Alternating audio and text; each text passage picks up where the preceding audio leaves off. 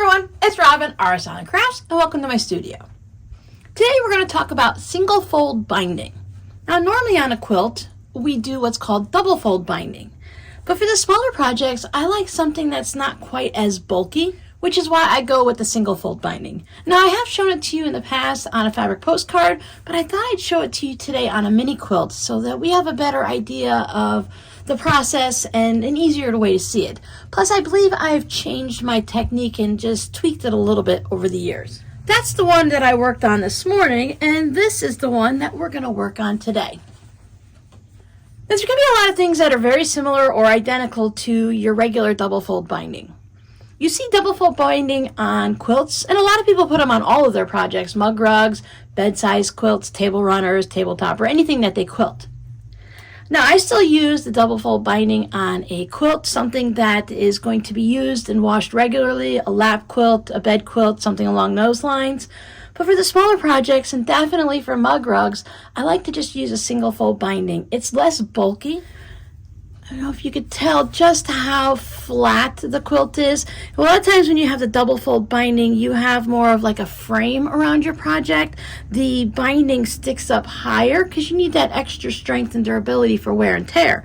But for a mini quilt or a mug rug that isn't going to be washed or dragged around the house by a child, we don't really need something like that. Some people still use the single fold binding on a full bed-size quilt, even a king-size quilt. As usual, when we're talking quilting, things like that come down to personal preference. I like how thin the corners are and how you don't have a big, fat, bulky corner. Again, especially for small projects like mug rugs. So now this mini quilt here, it's about 20 inches square. It's 20 and a quarter by 20 and an eighth. So we're just going to say 20 inches square. So what I do is whatever my project is I measure all four sides.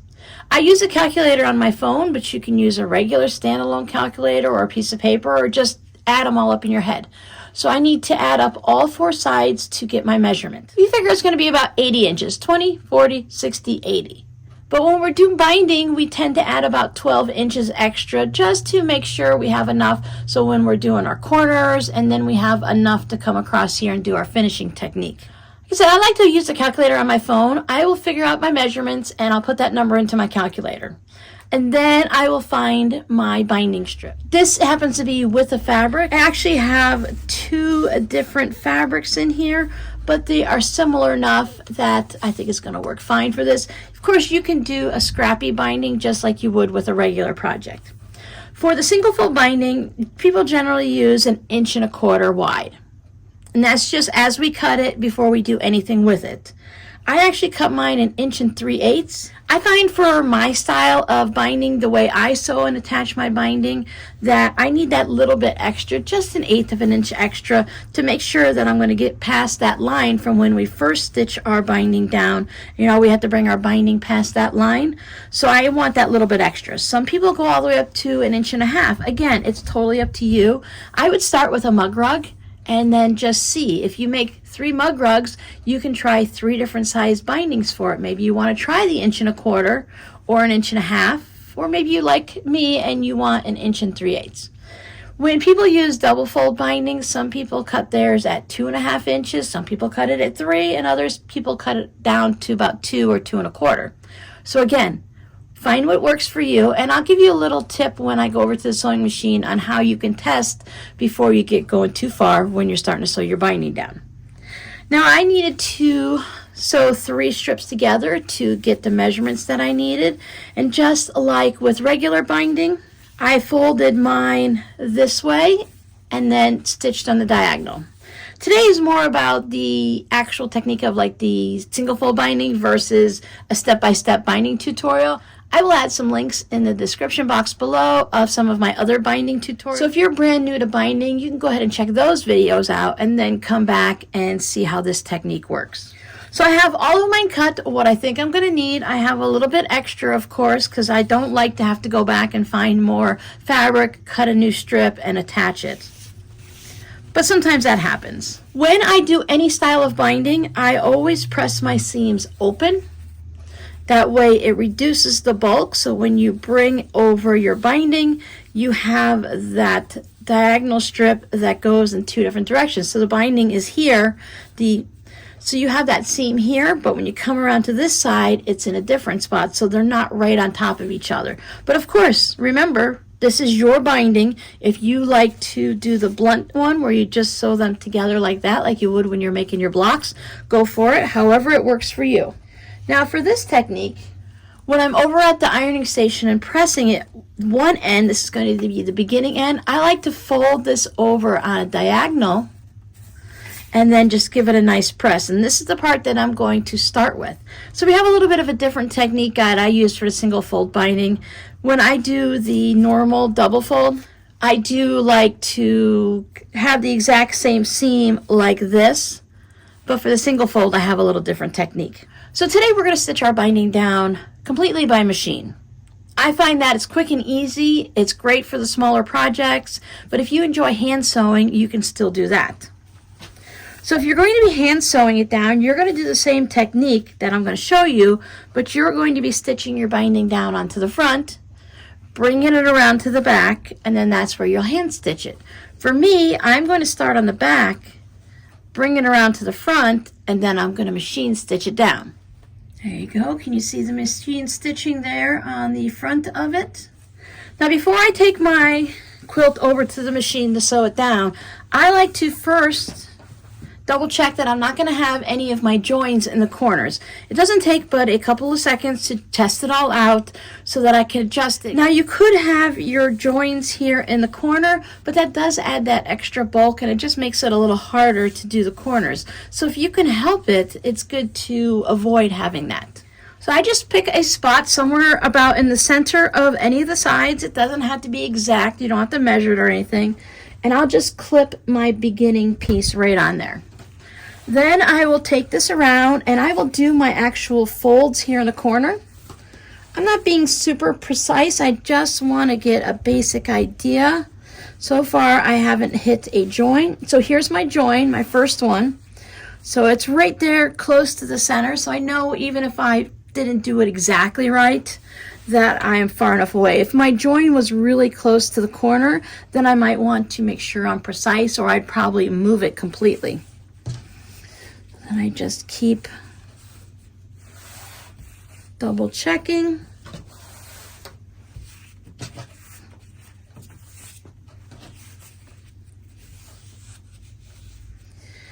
And then for me, my join is going to be past where I'm going to finish it off, so I'm not going to have to worry about it. I did the extra bit of binding strips just in case. I didn't know exactly how long each strip was. I just knew I had about width of fabric, so I wasn't being very particular. So if I wanted to have all of the same fabric on my binding, I could go ahead and disconnect it here and rejoin it in the other one and get rid of this strip and then just use this. But I'm okay with having two different fabrics, so I'm not going to worry about it. If you did have your join in the corner, you need to adjust your starting position, whether you need to bring this one down a little bit further. You just want to make sure you're going to keep that 2 or 3 inches away from your corner. So you can adjust it, and if you still have your joins in all the corners or in any of the corners, you might have to adjust your binding strips itself. You might need to put an extra piece, maybe cut it right here and add an extra length to it. Might only need 6 inches just to make sure that you don't have them in the corner. Again, if it lands in the corner, it's not a crisis. It just makes your work a little bit harder. So let's take this over to the sewing machine and I'll show you how I stitch it down. Now we are working with some blue on blue, so it might be a little bit difficult to see, but you should be able to get the basic idea of what I'm doing. So here is my folded over piece. If you want, you can go ahead and just trim about 1/3 off, just a bit of the tip, just to reduce some of the bulk, but it's not necessary, so totally up to you. Try it either way and see what works. Now I am using 1/4 inch of my seam allowance. I'm using the 2.0 stitch length. For me, I can line up the side of my foot. I've moved my needle over so that it's in just the right position, and that gives me the 1/4 inch. I am right at the beginning of the binding strip. You can start a little bit off if you want. It doesn't matter too much. I like to bring my thread to the top, my bobbin thread. So here is my needle thread. I'm just going to hold on to that, drop my needle, And when I put a little bit of pressure on that top thread and I bring my needle up, my bobbin thread will come up with it. So I can just bring that up, and that for me just keeps it so I don't get a bird's nest or a mess down at the bottom. Now it's going to be covered up by the binding, so it's not a big deal. It's just a habit that I get into. I also backstitch a couple times just to lock the thread in. Sometimes I like to put a quilting glove just on my left hand. It helps me control the quilt, and of course it's blue, right? But it helps me control, and I have a nice grip on the quilt as I'm going. But I like to have my right hand free just so I can maneuver things and I can feel the quilt and the binding if necessary. I'm just going to stitch along until I get 1/4 of an inch from this corner right here. So when I get to 1/4 of an inch from the corner, I'm going to stop with my needle in the down position. I'll back stitch a little bit, and then I'll cut my thread.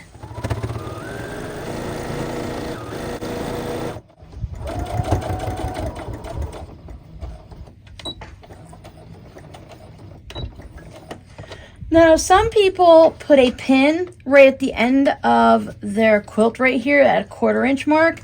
Some people mark it. It's kind of hard to see the end right here when you're going, but I can look over to the side, and I know for me, I have this grid over here that if I stop it right at that second line, that gives me 1/4 of an inch. There are various ways that you can handle the corner. Some people do it differently. Some people will go right to the 1/4 inch and then they'll sew diagonally to the point of that corner before they cut their threads.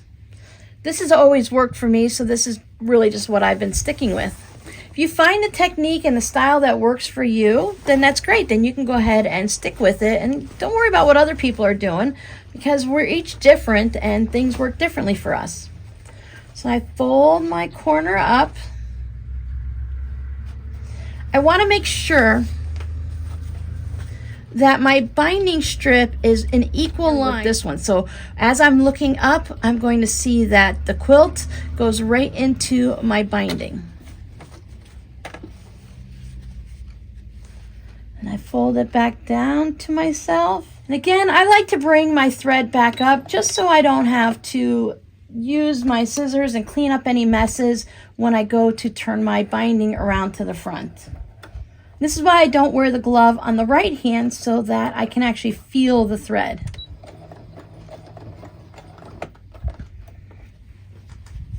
Then I'm just going to continue around, and I'm going to do the same thing on all 4 sides and all 4 corners. Now, I don't clip my binding on or pin it as I'm doing this first round of stitching. A lot of times your binding and such, it seems to like stretch a little bit, so it might be a little bit longer or a little bit shorter. If you took the time to put all those pins and all those clips in as you're going along, you would have to be taking them all out, because your binding might end up like this as you're going. So it's better not to put them in unless you feel that that's the only way that you can do it and that works best for you. Then go ahead and put them in.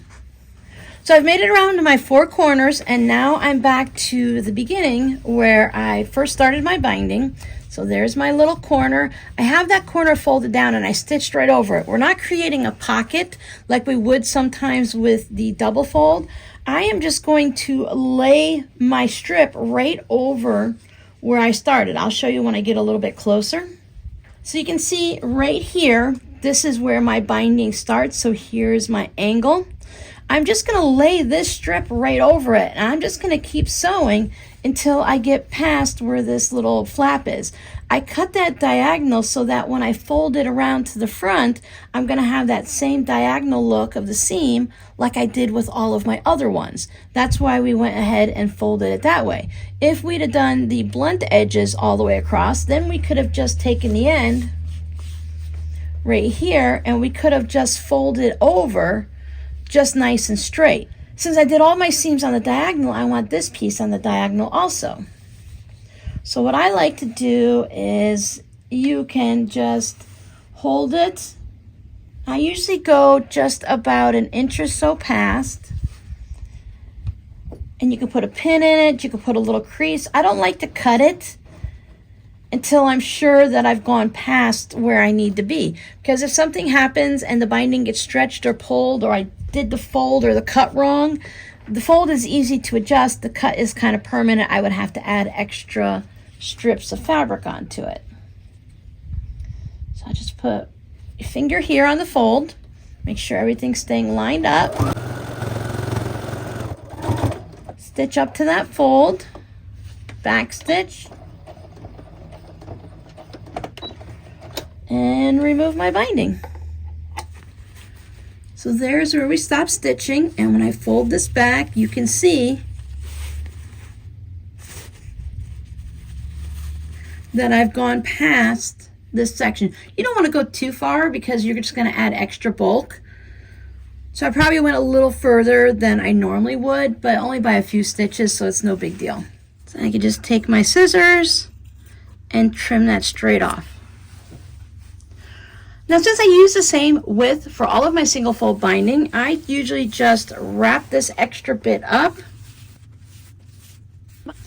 Because I use that weird number of 1 3/8, it doesn't work in my 1 1/4 bin, it doesn't work in my 1.5 bin, so I put it in my binding bin. So whenever I do another batik, I will have this strip of fabric there and ready, so if I need it, I can add it to a scrappy binding or just leave it there until I need it for any type of project.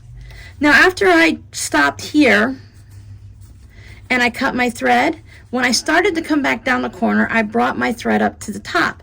If I hadn't, it tends to get really messy right here, and it'll be a little bit of a bird's nest and a whole bunch of stuff that I need to trim. And I don't want it to go past this line because that's where I'm going to stitch my binding down, just past this sewing line here.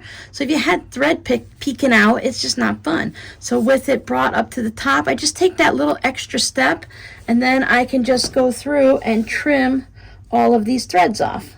Now the next thing I do is I take this over to my ironing station, and I like to first I press the seams all down like this to make sure those threads settle down, just like we do when we're making our quilt block and the patchwork in the actual quilt top. Then I take my iron and I just put it underneath here and I press all of this over. I take the point of my iron and I just give a little press in the corner, and I just keep pressing it all over. I want to make sure that, just like when we're pressing a seam in our patchwork, we don't want to have any folds or creases in there at all. I want to make sure that I'm going to be bringing all of this to the front. Now, I'm sorry, I did forget to mention to you while at the sewing machine the little trick I do. When I first start deciding on what width I want for my binding, I will come and I will sew just a little section down. And then I will stop and I will back stitch and break the thread. And then I'll take that little section and I'll bring it around and I'll do my technique.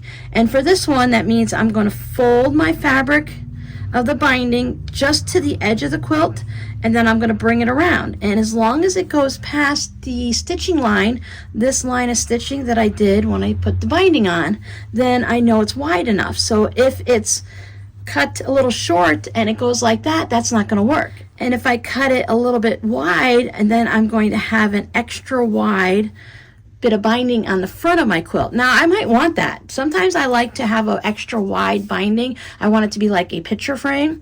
But for this quilt, I just went with my normal 1 3/8 because that gets me just past that stitching line. I just take my iron, push that over in the corner. Sometimes I pull a little bit on it, depends on the fabric. The batiks are really firm and they don't really stretch much, so I don't have to worry about them too much. But sometimes when I'm using the quilting cottons, they don't always fold over very nice. I put my thumbs in the corner and then finger on the outside, and I'm just going to pop it around. So you can already see my mitered corner right there. Do that on all 4 corners. Now, so far we are not worrying about our start and stop spot yet. We're gonna just leave that be for now, and we'll worry about it when we get pressing it over to the other side. So when I get to this point, I want to fold my fabric of my binding over to where it just meets the white fabric here on the edge of my quilt. Again, I'm sorry, it's dark fabric. It's a little bit harder to see, but I think you'll get the idea. So you want to be careful, and you want to make sure you're not tucking it under, because we have that 1/4 inch right here where we can tuck it underneath. And that's good if you made your binding a little too wide. You can always tuck the extra into your seam allowance or underneath that seam allowance right here, because you basically have a little pocket right there, so you could always tuck it in. But since I know mine is the perfect width that I like, I want to make sure that I'm just barely about 1/8 of an inch away from the edge of my quilt. Just going to keep my iron really handy and be careful. I like to just press it as I'm pushing it over. Be careful wherever your seams are. You might have to give it a little extra steam or heat. Just making sure it's not tucked under. You could always double check and bring it around to make sure you're still covering up the stitching line. And I don't touch the corners. I leave about 1 inch or so where I just leave it alone and I don't worry about that. I'll take care of the corners afterwards. And then I will just do that all the way around the quilt. Some people, when they're doing a single fold binding, before they even sew it down, they like to take and fold over 1/4 of an inch along one edge and give it a good press all the way down the length of their binding before they stitch it down. Then they'll still sew it down so that their folded part is on this side here, so that when they bring this around, it's already folded for them. Now, since I don't do that, that's probably why I need that extra 1/8 of an inch, because my folded portion here is just a little bit more than 1/4 of an inch. But I know me, and I know I'm not going to get that perfect 1/4 inch all the way down, and I'd have to use a special tool to get that fold. And this works just as well for me, so I don't worry about it. Because once we get it all folded over, we want to do our best to have it nice and even all the way down here. So if you do that 1/4 inch prior to sewing it on and your 1/4 inch isn't even, because over time sometimes it might get a little wider, a little bit narrower. So if you're not using a special tool to make sure you're at that 1/4 inch, then you could have a problem. Your binding can go like this. When I first started doing my single fold binding, I was having that problem. I was having kind of wavy crookedness on the tops of my quilts. And that's because I wasn't making sure that this fold was nice and even. Sometimes it went underneath into that little pocket, and sometimes it was a little too wide. Like anything else with quilting, it just takes time. If you practice your single fold binding on mug rugs, then maybe it might not bother you as much if you have just a little bit of a wonk. Now, we're not talking like this. We're just talking a little bit. That's probably more that I noticed than anyone else. When I folded over my beginning section, it was like this. I just folded the whole thing over. So here it is. Here's my diagonal portion right there, so you can see the diagonal. Then I just see that diagonal, and I just have this part that folds down, and I brought that diagonal extra piece over it, and when I bring it around to the front, everything is still going to be nice and even. Now you can bring these over and put clips on it, bring it around to your front, put clips on it, you can put pins on it, you can just bring it around as you're sewing. But I find that I like to just take basic white school glue, and I like to put a little line of glue between that sewing line and the edge of the quilt, and I just like to run it down there and I glue my binding down. So I'll show you a little section here. Again, I'm leaving the corners about 1 inch or so on each part of the corners. I'm not going to glue that down. I'm going to miter my corners afterwards. So if I just take a thin line of glue, as I said, you don't need very much. And again, I stopped, say about a finger and a half from the corner there. And I just bring it over. And as I bring it over, I make sure I don't smear the glue everywhere, and I just iron it down. Sometimes after I put the whole side down, I'll give it a bit of steam just to hold it in place. Now, school glue washes out. That's why it's school glue. It washes out of your kids' clothes and off their backpacks and their hands and everything. So this isn't permanent. I can actually lift this up even though it's been set by the heat, and I could undo this whole section if I needed to. So I'm going to carry around and do all of that, and I'll leave the corners so that I can show you how I handle those. So there it is, all glued down and ready for me to stitch. I just need to work on the corners. Now, if you put a little bit too much glue, you can always wipe it off. You can put your quilt into the washing machine afterwards to make sure all the glue is gone. You learn after a bit on how much your glue bottle can give you and how much you need to squeeze it. There are nozzles that you can buy, and they're special, like English paper piecing glue. It has a really thin nozzle that puts just little dots down. Some people like to just put dots all the way down. If you've been here for a while, you know I'm not that patient. I go with a thin line. I just learned to control it and open my nozzle or close my nozzle so I don't have too much coming out. Now here on the corners, you can see it's a bit of a mess. My corner is folded, so this part, the extra, has been folded to the corner. So I just bring one side down, and then I bring the other side down, and I check my corner. Does it look nice? Does it come to where this line comes over and it comes straight down? Do I have a nice bias corner there? Now, this might not be the technique to use if you're putting a quilt in a quilt show, but if you're just making mug rugs and wall hangings or just things for friends and family or yourself, then we tend to do things a little bit differently. It's still quality work, it's still good, but maybe if you're doing judging, since you want to hand stitch it to the back anyways, you want to make sure you have your miter corner exactly perfect and all the perpendicular and the corners just right.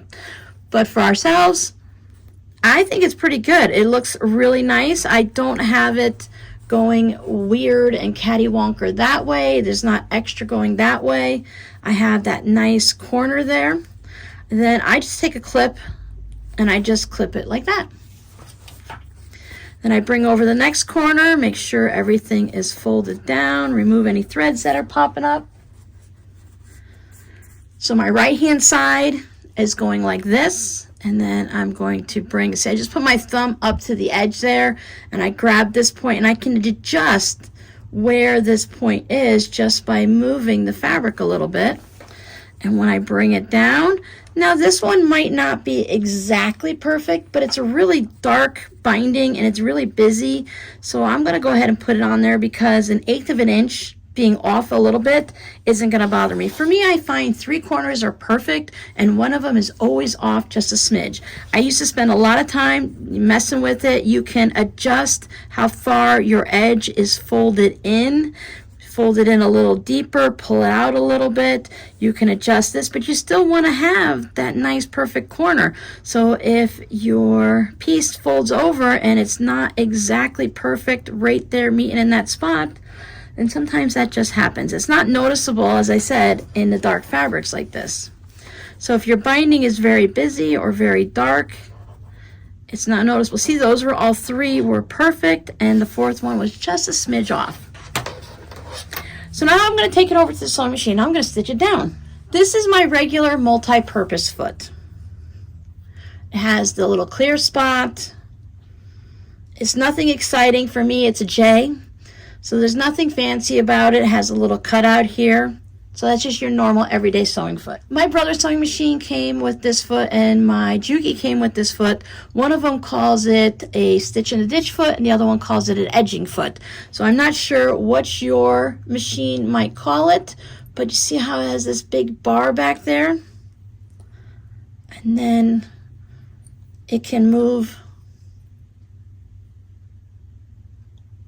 up and down a little bit. And what this does is it allows you to ride this metal bar right here at the edge, right on the edge of your seam there, and it allows you to stitch in the ditch right next to it. But we're going to use it to sew our binding down. So when I put it on here, it's going to ride right along the edge of my binding, and then it's going to be able to put my stitching right near the edge. Now you can adjust where your stitching is, but I like to keep mine really close. It's about 1/8 of an inch to just stitch it down, because what bothers me is if this piece right here is a big large flappy piece, I don't like that. So that's why I stitch pretty close to the edge. Again, personal preference. So let's go ahead and take this over to the sewing machine and see what it looks like. So my machine was set up for a perfect 1/4 inch. So my needle was lined up to where the edge of my regular foot was going to be a 1/4 inch away from the edge of my quilt when I stitched down my binding. I want to have my seam from the edge of this quilt and the binding, I want it to be generous just by 1 click to the left. So I'm going to have just a little bit larger of a 1/4 inch off the side of the quilt. But what I'm going to pay attention to is I'm not going to worry about the edge of my quilt. I'm just going to worry about the edge of the binding on the inside to make sure that this little metal toe that's sticking out is following right along there. Once I know that my needle is in the proper position, I'm only going to pay attention to this right out here. I'm not even going to look at my needle. Again, I'm going to hold on to my top thread, put my needle down, bring it up so that my bobbin thread comes up. I like to take a stitch or two back just to lock it so that I can maneuver my quilt and not worry about anything with the thread becoming a mess down there. Again, I'm going to pay attention to right here and not way back where my needle is. And this is just riding right along the edge. I want to make sure that this white part of the quilt, I can't see that between the metal toe and my binding. So I want to make sure that I'm always moving my top to make sure that it's right there. And I want to make sure I'm not pushing on my binding either so that I'm moving it over. And by having it glued down, that helps me avoid from pushing the binding off of the edge a little bit. So I sew until I get to the corner. I remove my little clip. Now what I want to do is I'm going to sew past this diagonal, the miter on my corner here. I like to take 2 stitches past it and then I back up 2 stitches, but that's totally up to you. I just want to make sure that this flap is completely secured down. You can use a stiletto to hold it in place. Sometimes when I'm coming up here, this left hand, the part that's going horizontal here, it might pop up, so I just lift up my presser foot, make sure it's going underneath, make sure everyone stays where they belong. And once it gets going, it's not very difficult. I just peek into this space here, this little hole area where the needle is, and I can see when I go past the diagonal of the miter corner. Then I just back up so that I am lined up. So I lift up my presser foot, but I leave my needle down so that I can spin my quilt. And I can come down this way. Now I'm going to put the presser foot down, make sure that I'm lined up in the right position here again, that everyone's going nice and straight. Then I'll stitch down to the next corner. You don't have to go super fast. You can go at a nice steady speed. You can go a little bit slow if you want. Now I'm going to do the same thing in this corner. Now this is my corner where the miter didn't sit perfectly. So I still want to make sure that I'm going to go a couple stitches past to hold that flap down.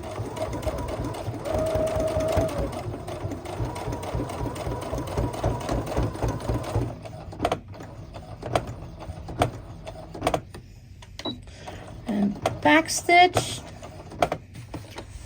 and bring it around, and I'm just going to continue around until I get to the end, and then when I get a couple stitches past where I started, I'll just back stitch and then cut the thread. So there it is, my single fold binding, front and back. Now there are some things to take into consideration. What happens then is you'll have this stitch line that runs really close because this part is brought past the stitching line. So this right here is the stitching line. So you're going to see a little line all the way across. Now if all of those things weren't exactly perfect, you'll end up with your stitching on your binding. So sometimes it happens, sometimes it's perfect all the way around. If you don't like any of that to happen, maybe this might not be the binding technique for you. So if you want to try this and you want to kind of hide everything, I like to blend in my binding thread into the back of my quilt. So if I'd have done a bunch of straight line stitching on this and you saw one more round of white straight line stitching all the way around, you're not going to think anything of it. If I'd have used white thread, you might have thought that I just did a design all the way around my little zigzag quilting just to frame it out. Since I have a blue backing, if I use the blue thread to match my blue binding so you don't see if I get a little wobbly anywhere through here, then you're not going to notice the blue thread on the back of your quilt. But remember,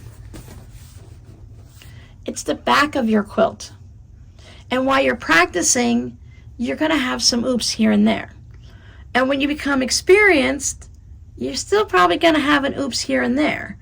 Some of the best quilters in the world still have an off day where something just didn't work out quite right, or a machine malfunctions. They have a seam ripper, they use it, things have to be fixed, or they're just a little bit different than what they expected. It's okay. It's all what you can handle. When I first started doing machine stitched binding, I didn't like that line going around my quilt. I thought it looked weird, like it didn't belong. So then I just started choosing which quilts I did it on, and I matched my thread so it's not as noticeable. And now I find that the speed of machine binding is more important to me than whether or not I have a line of stitching that goes around the back of my quilt that can't be seen from the front while it's sitting up against the wall or a table.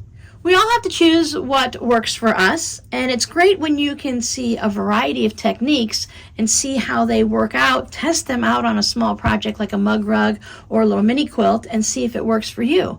I do have to say, though, that for projects like this, you might want to try it 2 or 3 times and adjust it, because maybe the first time might not be your best time while you're learning the technique. If it doesn't feel right, then we know it doesn't feel right. But if it's not perfect, then we know we just need to practice a little bit to make it better. So your scrappy word for today will have to be binding. Have you ever tried the single fold binding technique? I use it almost exclusively now because I make so many mini quilts and mug rugs, and I just like how thin it is compared to something that's a little thicker. Let me pull down one of my quilts off the wall that has double fold binding. This little mini quilt, I keep it up year round. I just love the cornucopia, I always have. But as you can see, I don't know if you can see how it rises up here. Where this quilt is flat, it doesn't rise up at all. So this one, I say with the binding, is really a noticeable thing. It's chunkier. I struggled with getting the corners to fold nicely on a small project. This one I stitched on the front, brought around to the back, and hand stitched. So it all depends on the look you're going for. So I hope now you have another tool in your tool belt for your binding techniques. Maybe you might want to try it out on your next mug rug. Thanks so much for hanging out with me, and I'll see you guys in the next video.